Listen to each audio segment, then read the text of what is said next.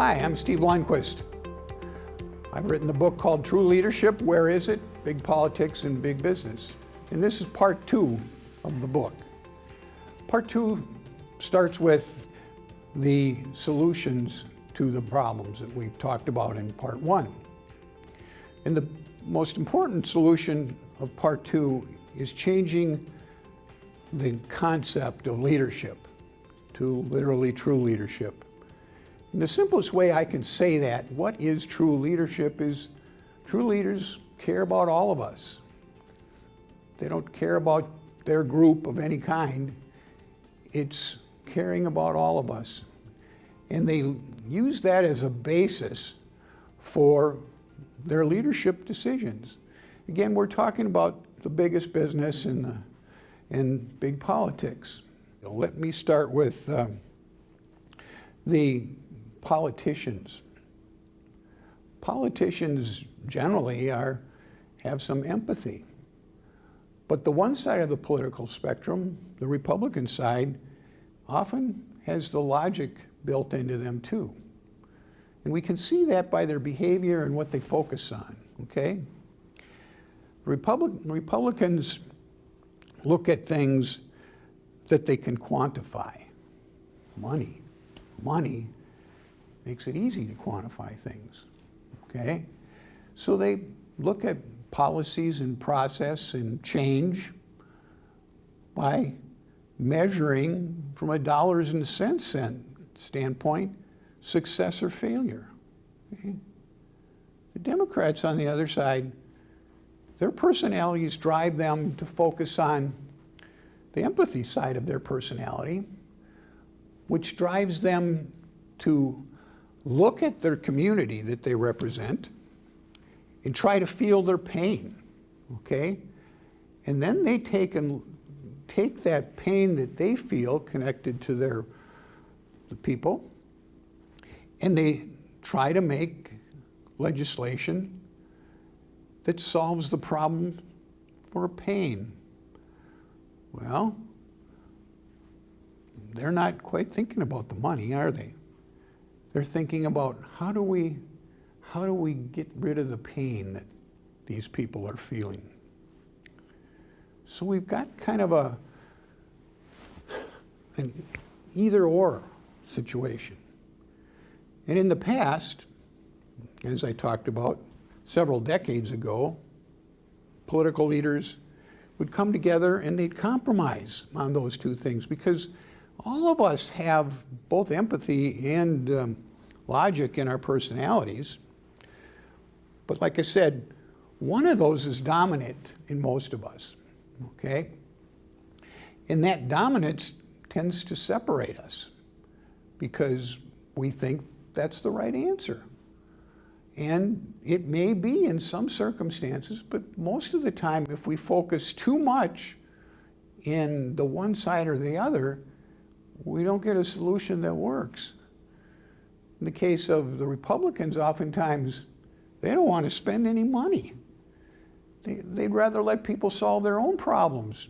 In fact, their position for the most part is that's the way it should be. Everybody solves their own problems. Now let's flip to the Democrats. The Democrats go, let's throw as much money as we can and see if we can't get the problem to go away. But that doesn't work any better. What happens is we throw money at something, but we didn't connect it to anything else. For the most part, we gave some rules and things about how people qualify and what's the deal here or there. The Democrats and the Republicans themselves are coming at the problem from two different angles, and they're not working together anymore to solve the problems.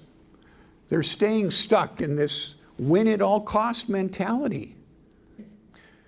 On the right side of the problem is people that, like I said, they want people to solve the problem themselves.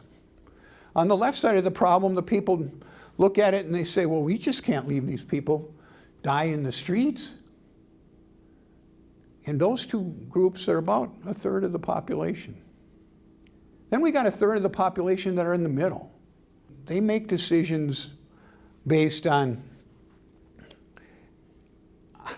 how their life is going to be affected from the standpoint of, I want my life to progress and things to change, but I don't want too much change. I want just enough change. The people in the middle then are the focus group. You and me that are in the middle, that look at things as, geez, we can't do either one of those. Neither one of them seem like they're working, and the answer is they're not. So we need to start to solidify that group in the middle that says, you politicians need to work for us. All of us need to get involved in this process in the following form. What we need to do is not only have elected officials, but we need to have actually members of industry groups that are us people. We the people. And the reason we need that is because we can't go backwards, like I just said.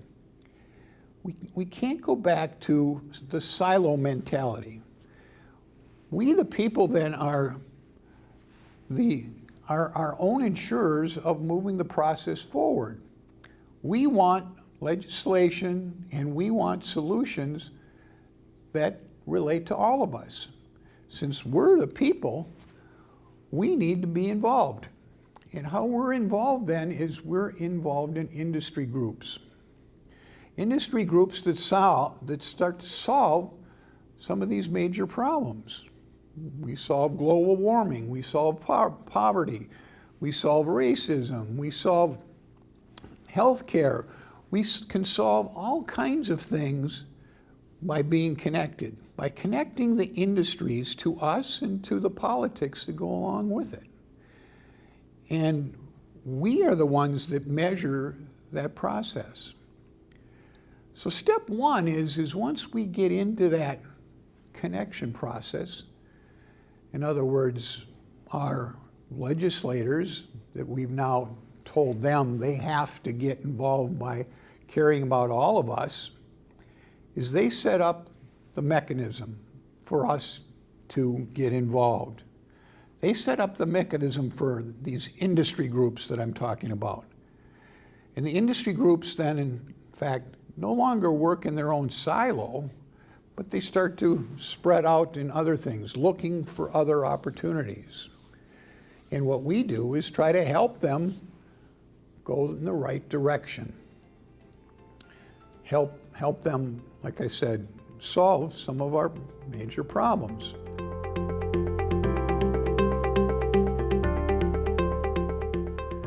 It's going to come to what I'm going to talk about now is something called futuristic sustainability. Remember, we've got society, economy, democracy, industry, and education. Futuristic sustainability needs to connect all of those things in order for us to move ahead and move ahead to accomplish the goals and solve the problems that we have. So how do we do that? We have constitutional changes to what we've got going on right now. And one of the constitutional changes is actually to adopt futuristic sustainability into our Constitution. The first word in our new model is futuristic. We don't do it reactively like we do now, wait for the problem to happen and then try to solve it. No, we look to the future. We look to 30 to 100 years in the future and we start to see, how do we get rid of these? What we're going to do then is, with our democratic leaders, we're going to change the way big business works, okay? Not small business, but big business. Big business is, in my definition, our business is over $10 billion or $1 billion in revenue, in profit. What we need to do is get rid of the stock market mentality. And how we do that is we trade the common stock everyday fluctuation of stock prices to a fixed return preferred stock with no market. A preferred stock is like a bond or a savings bond of some kind, it gets a fixed rate of return, and it's paid generally quarterly or semi-annually. So the investor, if they buy something like that, is basically wanting to get a certain amount of money on a regular basis for investing in the company. But since there's no market to this stock, that's what that investor is going to get over the long haul. So it stopped this fluctuation of stock to drive decision making, which is the problem with big business. Their decision making isn't based on us, it's based on their stock price. In effect, limiting their ability to be creative. And what we need is for them to be creative by linking things together and focusing on us as the reason for their existence.